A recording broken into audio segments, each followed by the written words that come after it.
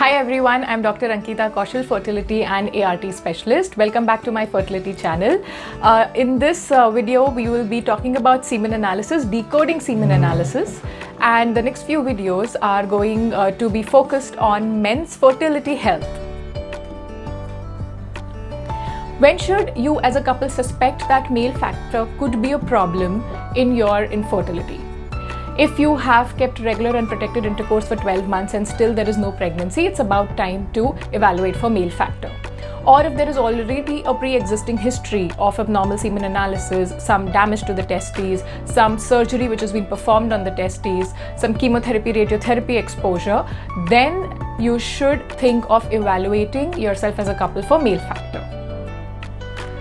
How does semen analysis help us? It helps us in two ways. It helps us to determine, is there a presence of male factor if you are battling infertility? And if yes, male factor is present, what is the severity? Most important three factors that we want to see when we ask for a semen analysis report. Sperm count, the number of sperms in your seminal fluid, the motility, the movement factor of sperms in your seminal fluid, and the shape. How many sperms are looking normal to near normal and how many are abnormal forms. These are the most three important factors that we stress upon. But there are many other factors also, and we will talk about each one of these factors and we'll try to understand why are they, each of them, so important. In the next slide, I'm going to share the most minimum required levels for various factors which will label as a normal fertility parameter or normal fertility semen parameters. Anything below that is subfertility. Anything in the range above that will classify as normal fertility.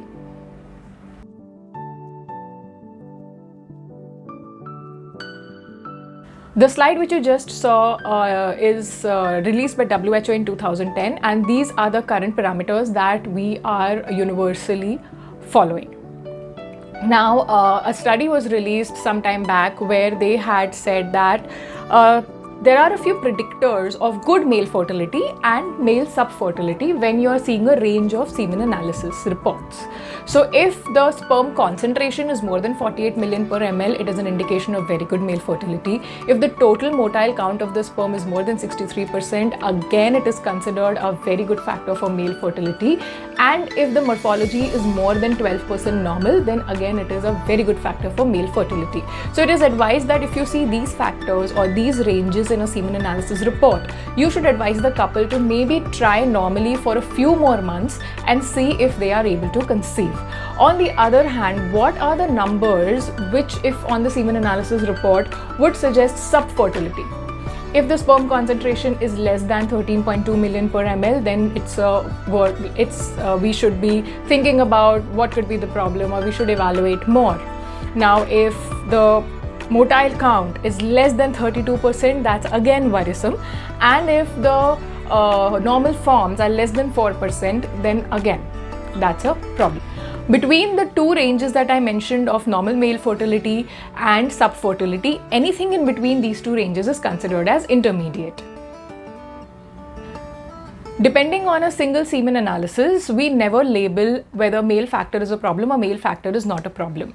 According to a study in 2009, the best semen analysis or the most accurate semen analysis should be done at least 3 times, at least 3 weeks apart, to know the range of that particular male's semen count and motility and abnormal forms, and accordingly we should come to our own conclusion whether these numbers and motility percentages and abnormal percentages are good to work with, or do we need more evaluation, or do we need more sophisticated. So then whenever you have the semen analysis report in your hand, the first thing that you will read is semen volume. Semen volume is considered normal anything which is above 1.5 ml. If the volume is below 1.5 ml, because of the low volume, the concentration of the sperms will also, or the number of sperms available to fertilize the egg will be less. That's why it's of concern. 1.5 ml to up to 4 ml is the normal volume.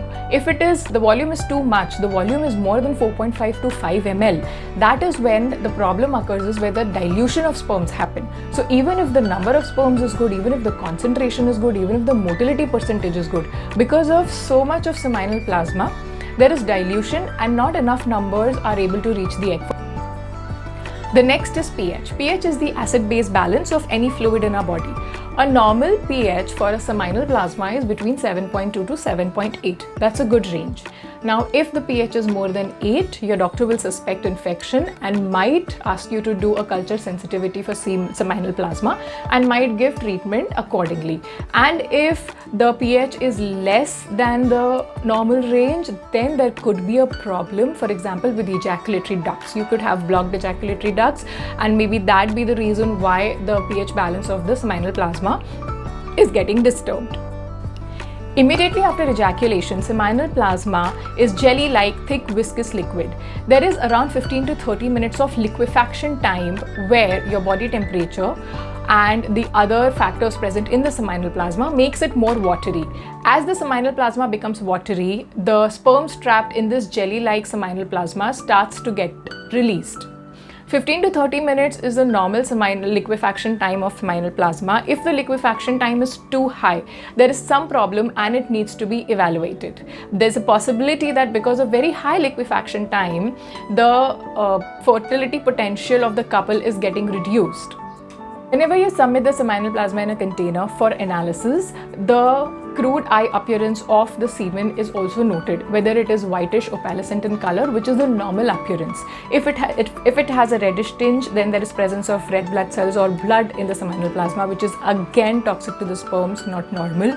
If it is too turbid, if it is yellowish in color, then of course we suspect some kind of an infection, and again culture sensitivity of seminal plasma is advised for appropriate antibiotic therapy. When you see the semen analysis report, there is a mention fructose positive, fructose present, or fructose absent. Fructose present is the normal value that we are looking for, because sperms can move. Sperms are motile and they need sugars, they need energy to do so.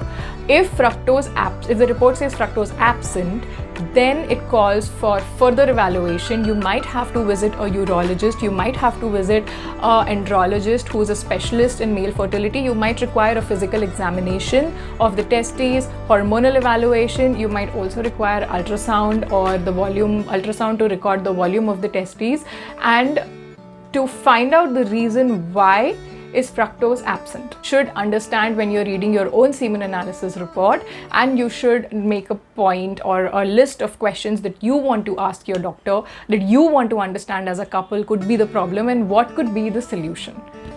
Please like this video and subscribe to my fertility channel for more fertility related information. In case of any more doubts or in case of any factors that I have not discussed in the video, you can leave it in the comment section. I'll make sure to answer them. Thank you. Bye-bye.